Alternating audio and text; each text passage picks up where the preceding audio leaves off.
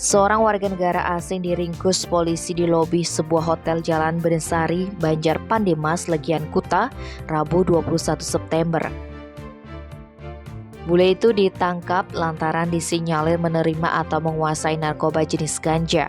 Penangkapan yang dilakukan Satres Narkoba Polresta Denpasar ini berawal ketika petugas menerima informasi dari Bea dan Cukai Denpasar bahwa ada paket mencurigakan diduga berisi narkotika dengan alamat tujuan ke TKP.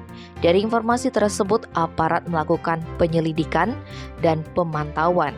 Sekitar pukul 16.50 petugas melihat seorang laki-laki datang ke lobi hotel dan mengambil paket di resepsionis.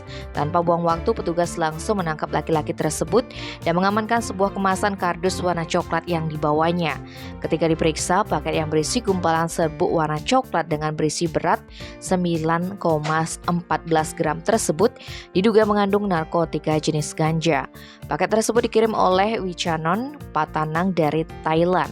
Dari temuan tersebut, aparat menggeledah kamar nomor 416 hotel yang ditempati pelaku, namun tak ditemukan barang terlarang berupa narkotika. Kini, bule beserta barang bukti dibawa ke Mapolresta Denpasar guna pemeriksaan lebih lanjut. Tim Bali Express melaporkan.